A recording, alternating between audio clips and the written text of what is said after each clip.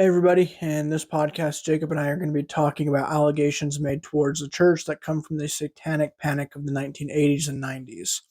These allegations suggest that high-ranking church leaders were involved in satanic child abuse rituals that were uncovered by psychotherapists using controversial and now condemned by the psychology community at large interview tactics. This is just a quick trigger warning for those who feel uncomfortable with this topic. Also, for clarification, this podcast is only about the allegations connecting to the Satanic Panic, and we do not cover any of the recent allegations or other topic along those same lines, as those will likely be addressed in a future episode. So, thanks.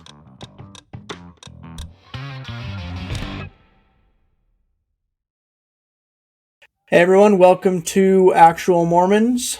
Joining me today is Jacob Mayberry. Jacob, how are you doing? Doing excellent. How are you? I am doing great. So, do you kind of want to introduce a little bit about the topic today, or should we just get right into the video? What do you think? Yeah. So I can give an introduction. So there's been floating around on the Mormon blogosphere on the internet is the age-old accusation that leaders were participating in, or at least covering up, satanic ritual abuse or child sacrifice. I've heard these accusations before many times, but it's becoming popular in the news. And so what I'm going to do, because I'm familiar with the history of this, it goes all the way back to the 80s, is I'm going to go over the history. We'll go over the claims first from several TikTok and YouTube channels, and then we'll kind of break down the claims historically and show why we should take them as seriously as they are being taken seriously by some people. And hopefully you can be a little more cautious about what you believe once you watch this video. Awesome. Great. Yeah, so I'll show the first clip, and we will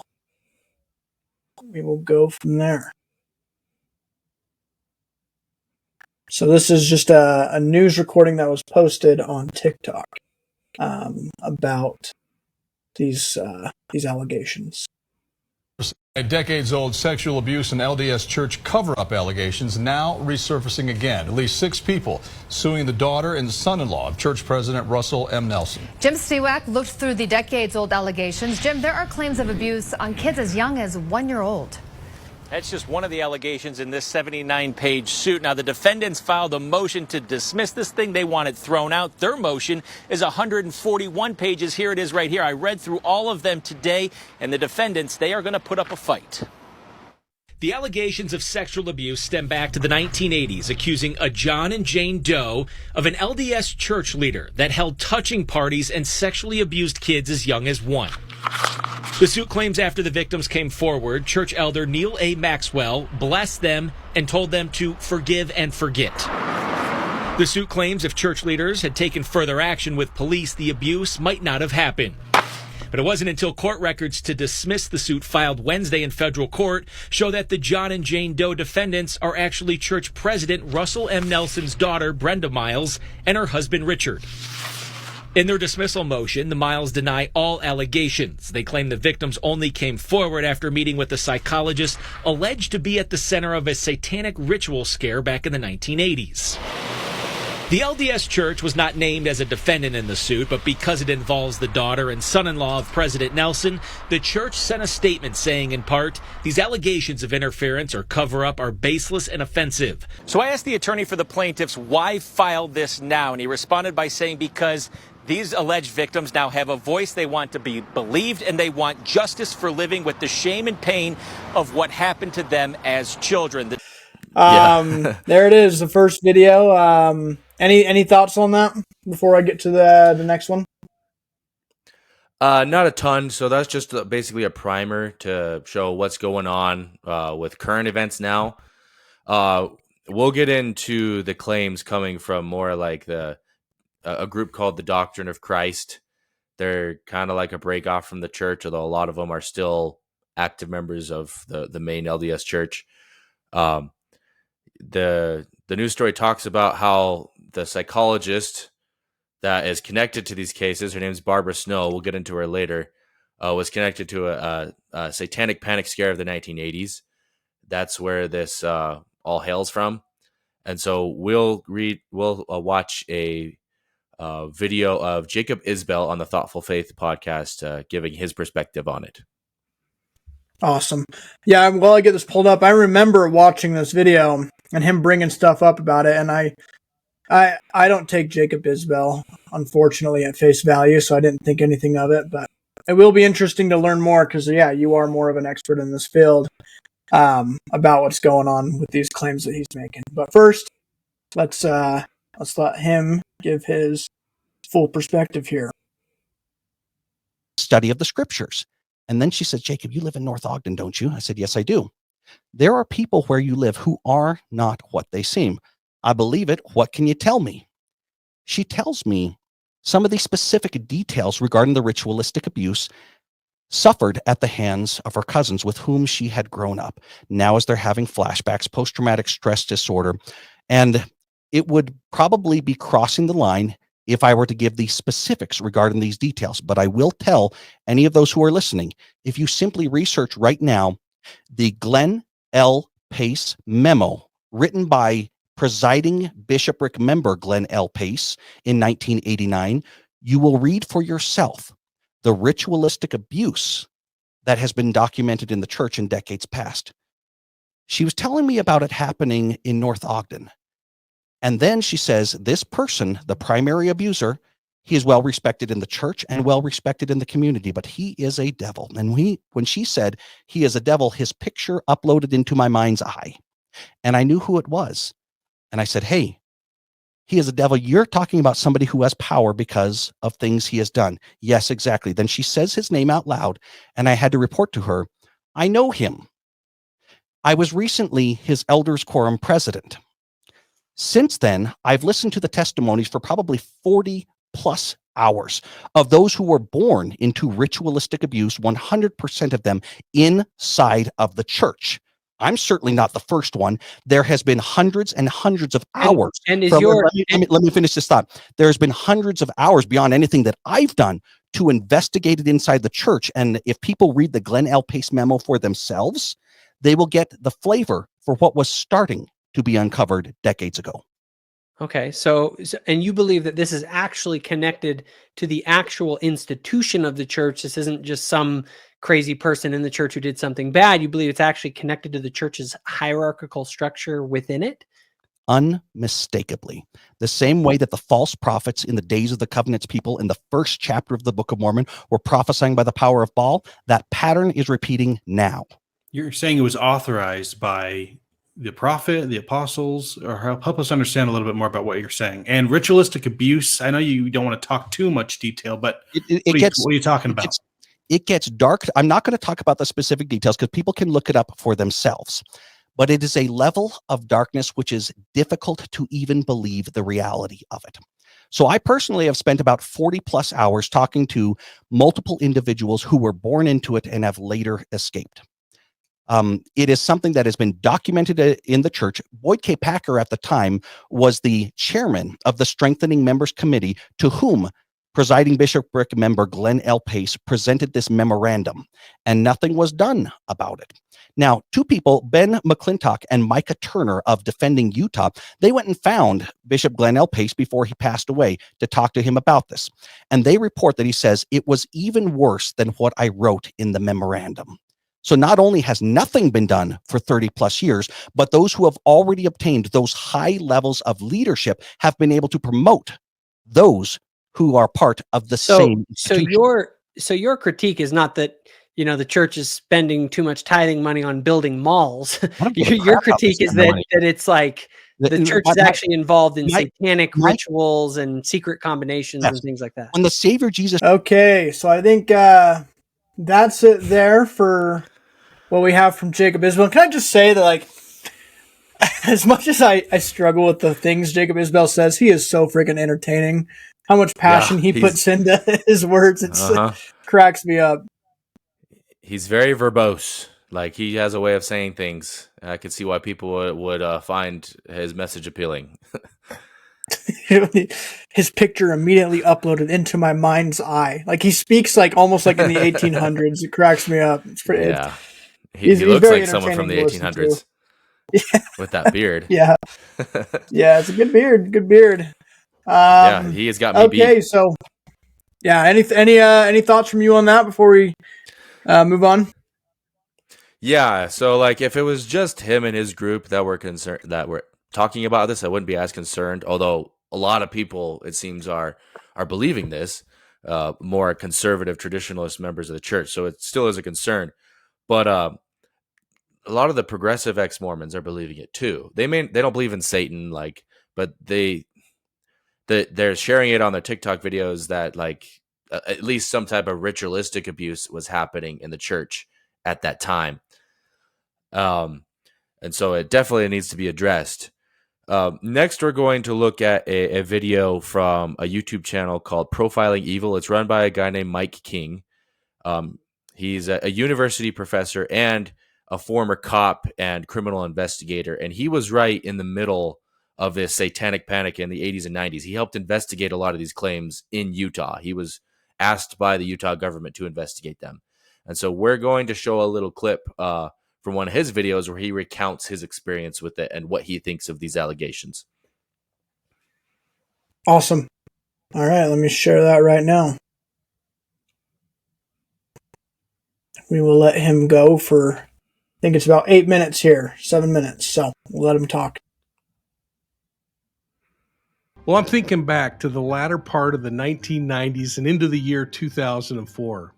I was charged with investigating allegations of child sex abuse, underage marriage, and other ritual crimes for the state of Utah.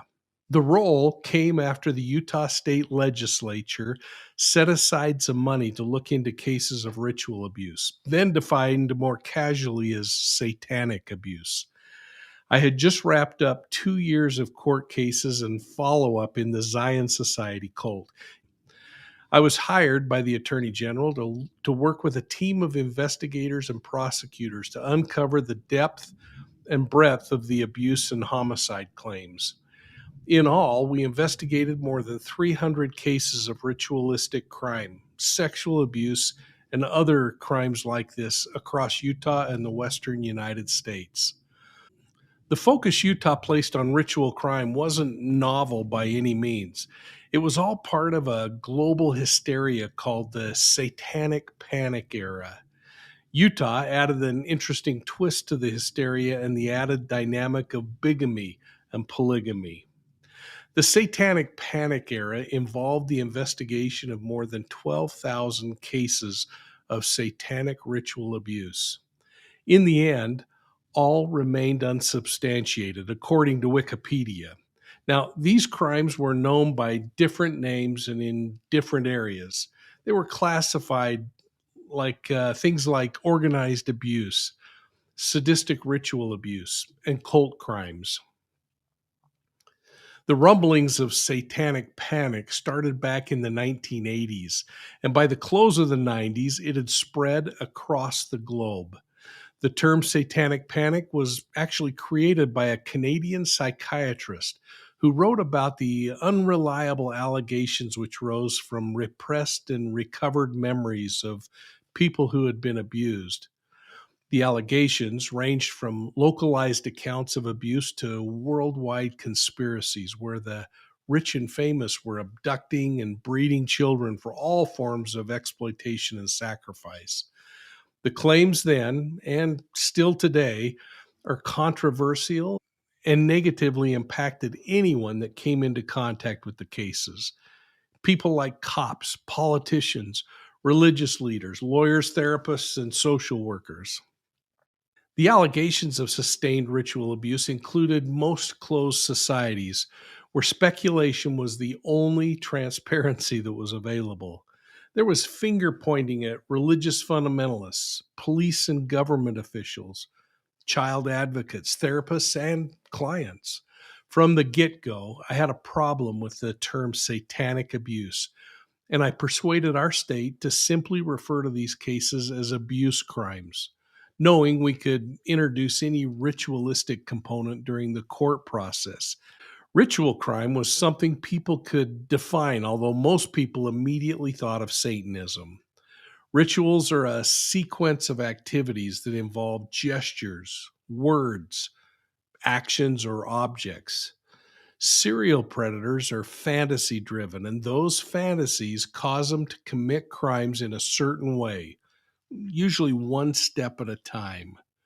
If the ritualism is removed for one reason or another, the predator is left frustrated and they're going to commit crimes again very soon.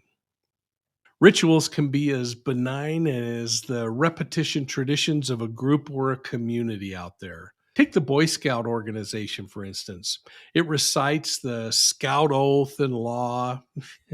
Well, I haven't been in scouting since my youth, but I can still recite the oath and law verbatim.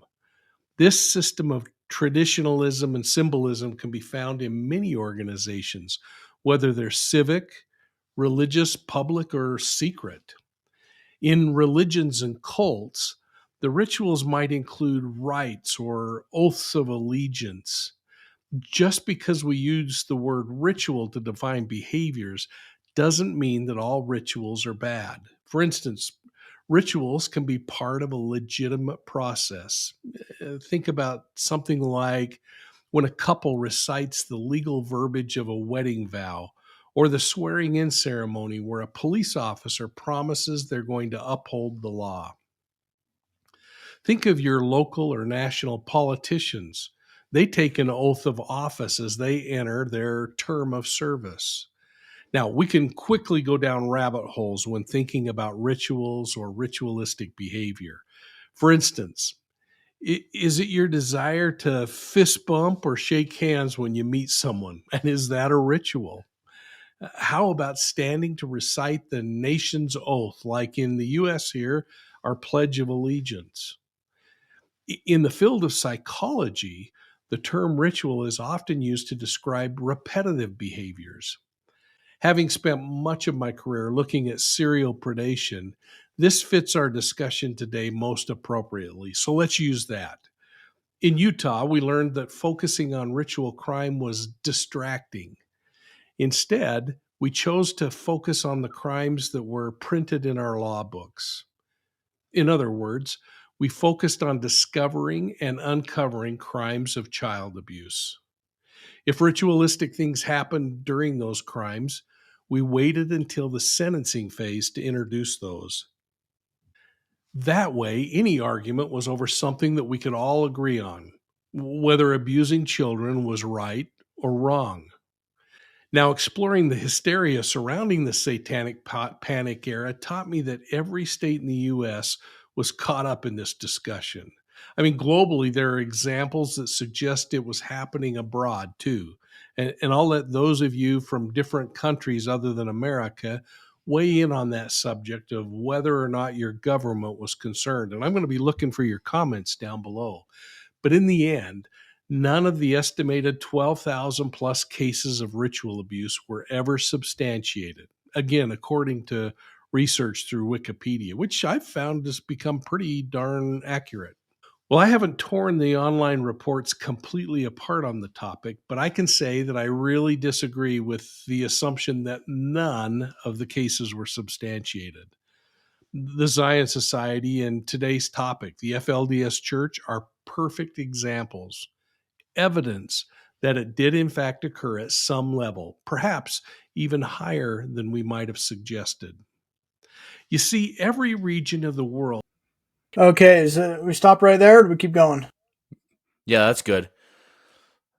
So Awesome. he basically makes the point that 12,000 of these cases at the time, and almost none of them were substantiated. And Wikipedia isn't always the most reliable source, but with this, because it checks with my research, what I learned getting my master's and PhD on this in criminal justice, like reading those Wikipedia articles, it checks with what I've learned in my graduate studies.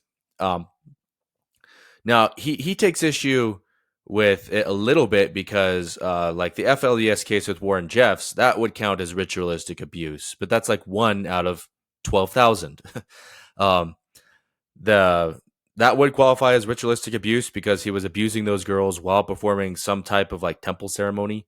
If you watch Keep Sweet, Pray and Obey, you'll see that. I don't know if you've seen that before. Have you seen Not that fully, documentary? but parts of it. Yeah, it's pretty disturbing. But the abuse that we're getting into, it has very questionable elements that I'll go into that show that we shouldn't take them seriously. So, as has been stated before, in the 1980s, 1990s, there was this like satanic panic. Bridger, I don't know if you've seen the latest season of Stranger Things. Yeah. Is that kind of like what was going on? Yeah, so what I like about that show is they try to incorporate historical trends that actually went on in the 80s into the show.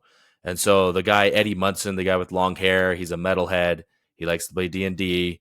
When a bunch of kids start like showing up dead and their bodies mangled and everything, the whole neighborhood assumes it's him because he's involved in Satanism, because he likes metal rock music and he plays D&D.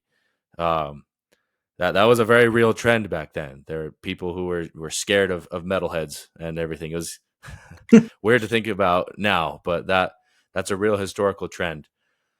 And so what I'm going to do is go through a few case studies of how this panned out in specific cases. So this all started with a few preschool and daycare cases, these satanic panic scares. I'll give 3 examples. So in 1985, Kelly Michaels of the We Care Nursery School in New Jersey was accused of sexually abusing 20 3 to 5-year-old children.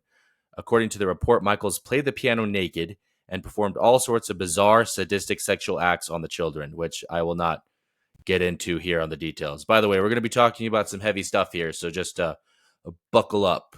Trigger warning if you don't want to watch it. But among those accusations against her was that she was engaging in some type of ritualistic abuse of the children. In 1987, Ray Buckey and Peggy McMartin Buckey of the McMartin Preschool in California were charged with 207 counts of child molestation.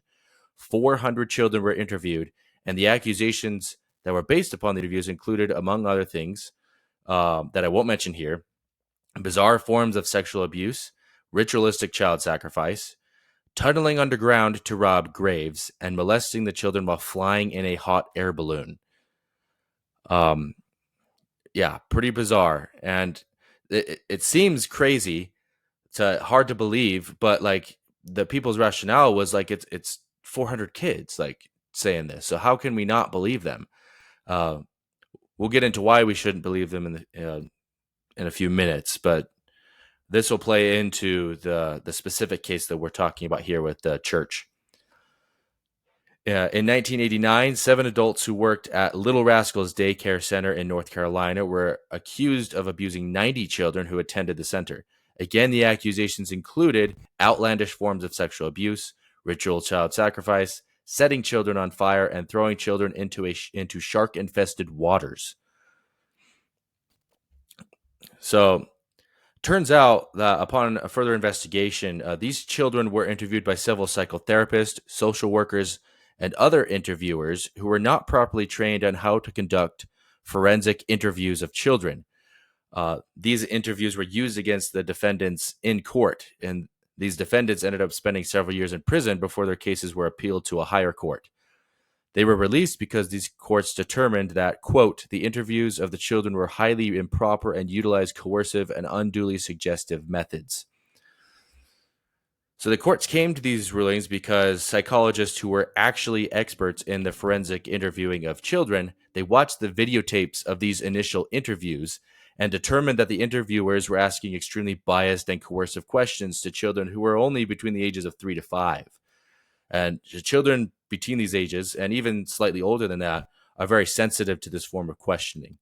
For example, in many instances, the children would initially deny what happened to them, but the interviewer would ask the same question over and over again until the child said yes. These untrained interviewers would start off with the assumption that the child was abused, and if the child denied it, that meant that they were just covering up for the abuser or were too scared to tell the truth. And so the interviewer would just need to press even harder to get the child to say yes. And you can imagine with like the imagination of children that age, when they realize that they're not giving the answer that these adults want and they want to please these adults, they'll come up with all sorts of stuff to tell these adults to please them, to give them what they want. And so they're going to be giving them these crazy stories that I just went over in these allegations in these specific daycare cases. Yeah, so it sounds like to me, like, and I want to make sure I'm understanding this, they had all these people accused people of doing things, and so they interviewed the children, and these people who were interviewing the children were basically asking and re-asking and suggesting and almost manipulating the kids to say things that didn't actually happen. Is that... Not almost. Like they were. The example I gave was a much more mild form of the questions they would ask. Like questions equivalent to like, why did you beat your wife type of stuff. Like they were asked in extremely coercive, manipulative ways. And so when researchers saw this, they took the questions that these interviewers were asking the children, and then they conducted experiments where they would take kids who weren't affiliated with these cases at all. They just take a random sample of kids of similar age, and then they would expose them to an event, like a guy coming in dressed as a clown. He'd perform tricks for them and do all sorts of stuff. And then the interviewers would separate the kids into a control group and an experimental group. They'd ask the experimental group the similar questions that these interviewers were asking these kids in these cases, the coercive questions. And by asking them these questions, they were able to get these kids to admit to like the guy dressed as a clown doing things that verifiably never happened. Like you can convince kids to say anything and believe them even if you ask these questions. Whereas when they asked proper questions that you're supposed to ask kids in these cases, in forensic interviews, the kids gave a pretty accurate account of what happened. These were just separate experiments to kind of just show that when you ask kids these questions, they're going to give you the answers that you want rather than the answers that are the truth. And so the proper way to interview kids in these cases is to just sit them down and say, like, I wasn't there. I don't know what happened. And so tell me what happened. You just ask them open-ended questions instead of yes or no questions. And then when they give you the answer, you say, okay, you repeat it back to them. This is what happened, correct? Tell me more. Is there anything else you want to tell me? Just kind of direct them, but don't be suggestive, don't be coercive, don't be manipulative. And that's not what happened in these interviews with these kids. You got any more questions or anything you want to add? That makes perfect sense. Just now seeing how it connects to Utah and Mormonism. Yeah. And so this was pretty big in like the mid 80s, early 90s, but by the mid 1990s, allegations of this sort that were coming from kids, they began to die down, but then a different type of allegation came up based on recovered memories. And this also has a relation to the people in this case being brought against President Nelson's daughter. So these claims were coming up about these adults who were claiming that they were beginning to remember that they had been sexually abused as children decades after the abuse occurred. And these cases rose dramatically as the other cases of like daycare centers began to fall. So basically what would happen is an adult would visit a psychotherapist for various emotional or interpersonal problems. And the therapist would start these therapy sessions with the assumption that the cause of their client's problems was some type of unresolved childhood trauma or abuse. This is a very Freudian idea. Like, are you familiar with the Sigmund Freud, the psychologist? No. Yeah, it's something that like any psychology student will learn about. He's a psychologist that believed that if a person was having trouble, like it was in their adulthood, it was usually because of something that happened in their childhood, which it can be true. It's true in many cases, but you should assume that the only explanation. But these psychotherapists were assuming that must have been some type of trauma or abuse in their childhood. So if the client denied having any significant childhood trauma, the therapist would encourage the client to be receptive to the possibility that their memories of the trauma had been repressed. And over the course of weeks or months, the therapist would subject their client to hypnosis, guided imagery, or dream interpretation, which are all very pseudoscientific practices. This was to assist their client in their effort to recover their presumably repressed memories. So under hypnosis or a similarly relaxed and suggestible state, episodes of sexual abuse would be vividly imagined and even believed to be real by the client. So these memories of sexual abuse would often take on the same bizarre elements like ritualistic abuse that were found in the daycare and preschool cases mentioned earlier. However, after being subjected to intense scrutiny by researchers, it was determined that these therapeutic techniques were not actually resulting in the recovery of repressed memories, but the implantation of false ones. So basically, these therapists would put their clients in a very suggestive state, and then they would like throw suggestions at them that may like it was because of abuse in your childhood that you're experiencing these emotional problems. And then suddenly these people would start remembering like their siblings or their parents abusing them. It kind of seems legit, but again, researchers subjected this to experiments, and they found that like when you conduct experiments on adults, you can actually convince them that like they were lost in a mall when they were 5, even though their parents and all their friends say, yeah, this never happened. So you can actually get it. Not this doesn't work on everyone, but like I think it was like 25% of the people in their sample, you could convince them using these techniques that these psychotherapists were using on their clients. You could convince them that they of an event that never happened in their childhood. And so this was under the assumption that these psychotherapists were uncovering repressed memories that the client had somehow hidden in the unconscious part of their brain, and they were being uncovered by these therapy sessions, when in reality, it was the implantation of false memories. So kind of like Inception. You ever seen that movie? Yeah. Yeah. It's much less sophisticated, but same idea. You could convince some of their clients that of stuff that never happened. One example that's close to home as far as the church is that Hugh Nibley, we all know who he is. He had a daughter who left the church, and she wrote like a memoir or something. And she alleged that her father, Hugh Nibley, had abused her when she was younger. And she came to this realization by visiting a psychotherapist and going through these treatments and suddenly uncovering these repressed memories of her father abusing her. And the thing is that none of her siblings corroborated this. They said it was all BS. That's one example of how this negatively affected people. That's I've heard the Hugh Nibley allegations before, but I never dove into them. That's interesting that that's where they come from. Mm-hmm. Is this like happening? Is this talk like stuff that was going down in the 80s, or is this still happening today with this psychotherapy and finding repressed memories? So, ironically and not surprisingly, these allegations of child abuse started going down by the early 2000s as these psychotherapists were getting sued by the people who were getting accused of abusing their kids that didn't appreciate having false allegations being thrown at them.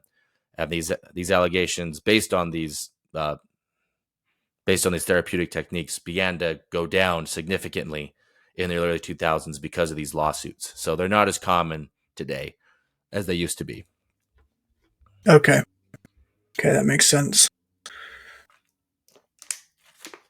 Yeah, lots of crazy stuff were going down in the 80s and 90s, like the anti-cult movement, satanic panic, repressed memories, all sorts of stuff. And so you got any more questions about that, or we can move on to how this relates to the church and Utah now? Yeah, keep going. I'll hit you as they pop up. So Jacob Isbell mentions the Glenn Pace memo, and I read it, and people who buy into this, like satanic ritual abuse, they read it and it just scares the living daylights out of them. I read it, and because of what I know about these allegations, I just laughed. So basically, I have a lot of respect for Glenn Pace and his position as the presiding bishop. As Jacob Isbell said, it was a report that he gave to the Strengthening Members Committee in 1989, and he interviewed 60 people who claimed to have participated in or been victims of ritual child sacrifice and satanic ritual abuse. And there's a lot of common themes in this, as there were in those previous cases that I talked about earlier. Because a lot of people say, well, it's 60 people. How can you not believe them? That's so many.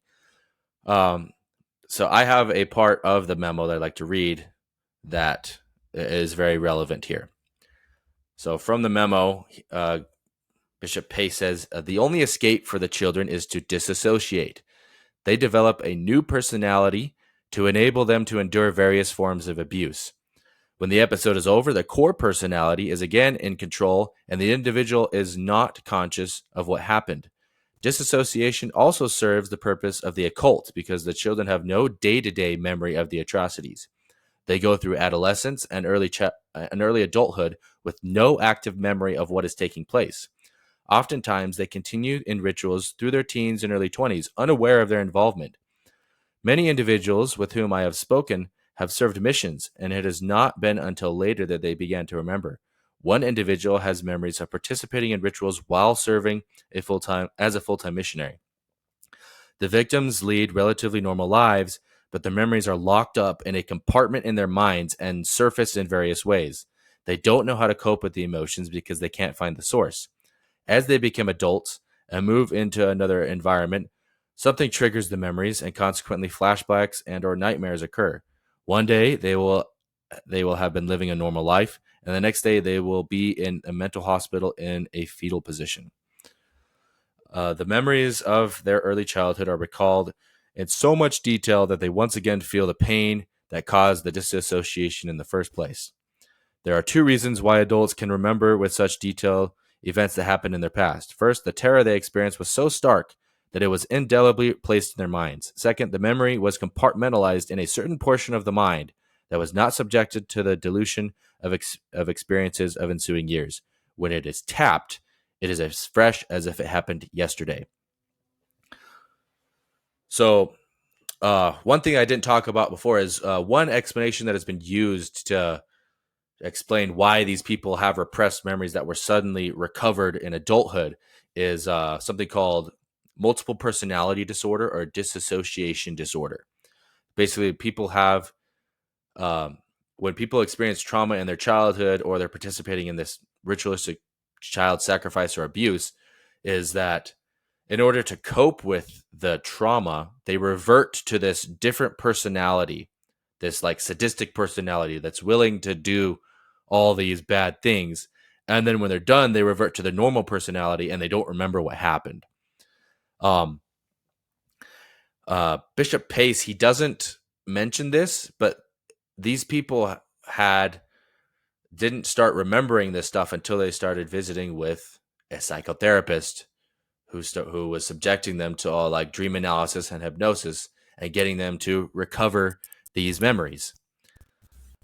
And so you see there's some common themes with that. And from the earlier cases I mentioned of these people saying that they participated or were victims of satanic ritual abuse, and they don't remember it when it happened, but then suddenly they start remembering it as adults because they were able to tap into those unconscious memories that had been repressed until they were adults.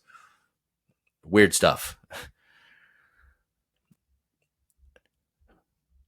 You got any questions so far about that? No. It's making sense so far. Yeah. Yeah. So, like, once you realize the pseudoscientific concepts that are being appealed to here to explain why these people don't remember anything until they're adults, you realize why, like, we shouldn't take them seriously. And the thing is, I believe that they believe that it happened. Like, in many cases, you can convince these people that these are actually repressed memories and that they actually happened. And so I don't think that these people bringing this lawsuit to President Nelson's daughter and her husband are lying. I think they actually believe it. But it's because they were convinced that these are repressed memories. So now we'll get into the psychotherapist in the middle of all this. Her name's Barbara Snow. So as the news story that we watched earlier, according to the legal team of President Nelson's daughter and her husband, the people suing them were right in the middle of the satanic panic in Utah that began with Barbara Snow. In 1990, in collaboration with a colleague, Snow authored a major academic article that helped fuel the satanic panic titled, the study was titled, Ritualistic Child Abuse in a Neighborhood Setting. The study supported the notion that secretive ritualistic abuse was widespread but difficult to detect. The abstract states the majority of children showed little symptomology at initial referral, with significant increases during the disclosure process. How convenient. This study suggests that ritual abuse in neighborhood settings appears secretive, coercive, and complex. The study attributes the difficulty in detection in part to disassociation and repression of memories by victims. So basically what she's saying is that when we talked to these children in our study, they initially didn't admit to being victims of this abuse, but after the disclosure process, meaning after they talk to her, they start giving her these stories. After she helped, and with adults, she was able to uncover these repressed memories of stuff happening to them. So Barbara Snow was using the same faulty interview techniques on children that were used on children in the daycare and preschool cases discussed earlier. Snow was not trained in forensic interviewing of children. She was able to convince several adults that they had been victims of satanic ritual abuse by convincing them via hypnosis that they had repressed memories of the abuse hidden in the unconscious parts of their brain. In 1985, here's a specific case. A resident of Lehi, Utah, took her children to see Snow, who disclosed to her after a long session of coercive questioning that their babysitter had sexually abused them. The babysitter was a teenage daughter of the local LDS church bishop. Other parents who had their children babysat by the same sitter took their children to see Snow for therapy. These children also began to disclose sexual abuse by others, and eventually around 40 adults in the local Lehi neighborhood were accused of being satanic ritual abusers of children. The Utah County Sheriff's Office and Utah Attorney General's Office began a long 2.5-year investigation. The bishop's children were taken away by family services, but returned in several weeks after no evidence of harm was discovered. So this is a common theme, not only in this case, but in basically all cases where there was alleged satanic ritual abuse, is that one kid would say something that seemed a little off to the parent. The parent would take him to see a social worker or a psychotherapist. These psychotherapists would assume that they were saying this because they had been abused and that they were just giving little hints to their parent. They didn't want to disclose everything. And so they would subject these kids to these coercive interviewing techniques, and then get the kid to admit that they were abused. And then the parents and these social workers would send out notices to other parents. And then the other parents would freak out, and they'd take their kids to these psychotherapists, and then they would be subjected to these coercive interviewing techniques. So it usually just starts off with one kid who is interviewed by these psychotherapists, and then it just spreads like a wildfire, and parents start freaking out. And then you have all these like major investigations, and in some cases, people end up getting put in prison over these investigations. Now, yeah, that seems like pretty dark. That like the bishop's kids ended up going to family services over these allegations that were caused by these psychotherapists. Like that's that's a great way to damage a lot of your life over something that what seems like is just these psychotherapists creating and implementing in the children's mind. Right. And so you see, like, you contrast Barbara Snow's methodology with the methodology of trained forensic interviewers. Is she starts off with the assumption that these kids have been abused and that they're just covering for someone. They're too scared. And so you just have to basically like coerce it out of them. Just keep questioning them until they say yes. Whereas if these kids have been interviewed by a trained forensic interviewer, it may have panned out much differently. Now, at the time, Snow worked at the Intermountain Sexual Abuse Treatment Center in Salt Lake, but eventually she resigned her position and amid the controversy over her interviewing methods, and then she opened a private practice in Salt Lake City. So at the trial of a man named Alan Hadfield, who had been accused of ritual abuse by the children interviewed by Snow, a Utah County Chief Deputy Attorney testified that he observed Snow coaching children through a two-way mirror. He said, "I was appalled Snow had so conditioned these children that I had serious concerns about using them as witnesses in cases." Jody Pugh, a colleague of Snow's at Intermountain Sexual Abuse Treatment Center, told the court that she was concerned about how children's stories would homogeneously emerge after interviews with Snow. So they were never said anything about this, and then suddenly they have these interviews with Snow, and now they just admitted to these outlandish sexual abuse claims. So one 10-year-old girl testified that Snow asked her as many as 50 times in one session if Hadfield had touched her, and that she finally relented when she became afraid that Snow would yell at her otherwise. Stephen Golding, the director of clinical psychology at the University of Utah, testified that Snow's techniques were subtly coercive and highly questionable. There were also several inconsistencies in the testimonies of the children. On April 6th, the children accused Hadfield of fondling them as they watched a television program. However, telephone records show that Alan Hadfield was on the phone with Snow at the time the abuse was to have occurred. The children said their father had promised to buy them a toy four-wheeler for not revealing the abuse, but receipts show that the toy was purchased before the abuse was to have occurred. So that's just a few problems with Snow. But you see that once you realize where all these allegations come from, they come from these interviews with Barbara Snow and these therapy sessions where she uncovers repressed memories from adults. That's where all these come from. And so you should take them with a very, very large grain of salt. Okay. Yeah, that's incredibly fascinating and really dark that I had no idea that even stuff ever went down. Are these tactics of psychotherapy? These are frowned upon by the psychology community today, right?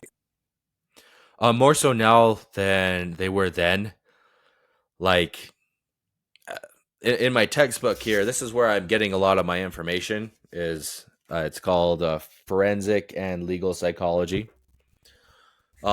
It cites a study that in the 1990s, they conducted a study asking psychotherapists in the UK and the US, and they found, I think it was about 1/4 of all psychotherapists were utilizing dream therapy or hypnosis in their therapy sessions, similar to what Snow was using. I think they're a little more frowned on today just because of the scandals. A lot of these therapists got sued, and so it's a lot better today. But there's still therapists that still use it. Okay. Can you explain the difference between therapy and psychotherapy, as that seems to be a core thing here? A therapist is usually someone with just a master's degree, and they usually help with marriage and family therapy, kind of the low level stuff. It's still important, but they're the first line of defense whenever someone wants to go see a therapist for their problems. A psychotherapist is usually someone with a PhD. Someone like Jordan Peterson, he was a psychotherapist for a while, and they they kind of delve deeper into the client's life. It's usually for more complicated problems, and you'd have to talk to like someone who's more trained than I am, because I'm not actually a therapist. I'm just familiar with the history of this, but that's the basic difference. Mm-hmm. Okay. Yeah. So if I had to like, and I can summarize it back to you, and you can tell me where I go right and where I go wrong. But it seems like in the 1980s, 1990s, there was a satanic panic where people believed that people in the community were involved in satanic rituals, which included the abuse of children. Very, very nasty and vile things involving children. And oftentimes in like preschool, daycare, babysitters, maybe teachers. The satanic panic is going on. And so during this time, it becomes a trend to take these kids who you believe your kid had been part of a satanic ritual. You would take them to the psychotherapist, and the therapist would then proceed to ask them improper questioning, where they would ask them 10, 15, 20, 30 times if they've been abused, asking it in different ways, and almost coercing the children to admit they were abused when they weren't. And this is validated by other studies that they've done with control and experimental groups, where they were able to convince kids of things that didn't happen. So this is something that we have real data that is say we're able to convince kids to believe things that didn't happen. And so this comes to, and there's also the idea of repressed memories, where psychotherapists with adults later during this time could convince adults that they had been abused in their childhood, when in reality that didn't happen. Again, because we can see experiments that have been done with control and experimental groups showing that you can convince adults things that did not happen in reality. So this all comes down to how this connects to the Utah is the therapist Barbara Snow was connected to, she was the one connected to the daughter of President Nelson and the daughter and her husband. And she performed these same practices on the alleged victims. And that's where these allegations towards President Nelson, as well as just Mormonism at large, come from, is from that controversial area of psychotherapy. Is that right? Yeah, that's perfect. And like a psychotherapist's role is to help people with their problems, not uncover crime. And so like when you have people who are out of their depth and haven't been trained properly on how to uncover crime, especially interviewing children, like bad things happen. Like we can see Exhibit A here with the Satanic Panic. And the thing is, like with the Glenn L. Pace memo, it shows that the church took this very seriously. They thought the Satanic Panic was real. Bishop Pace thought it was real, and he took it seriously. And so, like, I have respect for their positions and everything, but like you can see that even the church, it's really easy for them to become concerned about stuff because, like, in our theology, we believe in Satan, we believe he's real, and so, and I believe he's real too. But I don't think, especially in our society, I don't think he manifests himself that way in such an overt way.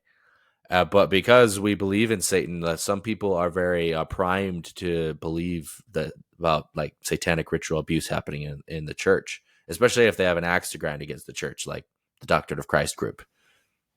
Yeah, that makes sense. And this is those forms of psychotherapy, of finding repressed abusive memories and convincing kids to admit things that maybe not have happened. That's all condemned today by forensic interviewers and things, right? Yep. Yeah. As I showed my textbook, this textbook is full of examples of what not to do, because there's been a lot of quack theories and quack practices within the field of criminal justice and forensic psychology that have been used to uncover the truth that turned out to just be bunk. One of them, like the one case, is Tim Ballard using a psychic. That was also much more common back in the 80s and 90s. but it's not so much today anymore. They still use it a little bit. Some law enforcement agencies do. They're usually like local law enforcement, but a lot of that stuff has died down over time and is frowned upon by people who are actually familiar with the research. Okay. Yeah, that makes sense. Yeah, that's all very fascinating stuff. It's good to know more about because, like we showed in the beginning, I've seen claims about LDS leaders being involved in satanic abuse and cover up and worshiping Satan. I've seen claims like that, and I think this is where a lot of that comes from. Is the Yes. satanic panic in the 80s. Mm-hmm. Yeah, that's why I felt like I needed to really do a deep dive into that, because that's where all of it originates. Awesome. And is there a reason why this is coming back out now? Or is it just like, has this been, do you have any thoughts on that or? I'm not sure on the details of the case. Like, I think that because it's just like 6 of these victims out of dozens that are suing President Nelson's daughter and her husband. I think they've tried several times in the past to kind of bring this case to the forefront to kind of show how the church covered it up and to get justice for themselves. And so I don't know if it's like there's anything unique about now as to why it's resurfacing. I don't have any data to support this, but it seems like there's just been an increase in conspiracy theories in general, not just in the church, but just like QAnon and the Pizzagate and all, and the Stop the Steal of the 2020 election, stuff like that. That some members of the church have become involved in that as well, and the unique beliefs of the church have changed how those conspiracy theories are expressed, and so that's might be why it's resurfacing now. Okay. And just so we're clear, Barbara Snow, the therapist, who she would put kids in front of two-way mirrors and ask them 20, 30 times if they were abused. And she would coach them and, manipulate them into convincing them they were abused. That same therapist is the same one who caused these kids to make the allegations against Russell M. Nelson's daughter and son-in-law, right? Yes, that is according to their legal team of Russell M. Nelson's daughter and son-in-law. To be clear, it could be the case that among all these dozens of false cases, that at least some of them they're real ones. They're real ones. I don't believe that they were satanic or anything like that, but they could have been actually abused, and then they got caught up into this satanic panic fervor, and because all the other ones weren't true, theirs fell to the wayside, even though they're real. That could be a possibility. I'm skeptical of that, but I just want to give them grace. But it's useful to know the context behind their allegations, just so you don't automatically believe them just because we have to believe all victims. Yeah, what did we say? It was like 12,000 in the beginning, right? Yeah, and I think that includes like cases that happened outside of the United States, because this was happening in Europe as well and in other parts of the world of these satanic panic cases. It's sad that's 12,000, and it's like if there was real abuse among that, like it's sad that those practices were going on, because now we'll never be able to know fully what was going on. So these I'm glad they were more concerned with uncovering like satanic abuse than actually uncovering actual abuse. And so it's like a boy quiet wolf scenario, because you were using like a bunch of pseudoscientific and bad practices. You potentially could have kept real victims from getting justice who got caught up in all this. Yeah. And does it come from like an evangelical background, mainstream Christian? Were Mormons really heavily like invested in this satanic panic? Would you know like kind of what group was pushing it and how involved we were? I would say it was like the religious conservatives of the 80s and 90s during the Reagan era. Okay. And I'm pretty conservative myself, so I sympathize with a lot of these people when it comes to politics. But I fully acknowledge that, like, they were perpetuating a lot of false narratives and a lot of crazy conspiracy theories. The Satanic Panic being among them. Like, so, and the church. I think it was after the 70s, Mormons started becoming politically aligned with religious conservatives and evangelicals. And so I think they started getting involved in this Satanic Panic as well. And that's why it was so big in Utah. Okay. Well, yeah, I think those are all my questions. So do you have any last thoughts to add before we finish up? I think I've covered everything. Awesome. All right. Well, thank you guys for watching. I know this was a heavier episode and a deep dive, but like we said, these claims are surfacing and they're becoming more popular, and I think we need to address them. So I think it's good that we went over it. Yeah. I'm glad we went over it. All right. Thanks for joining me, Jacob, and you guys have a good rest of your day.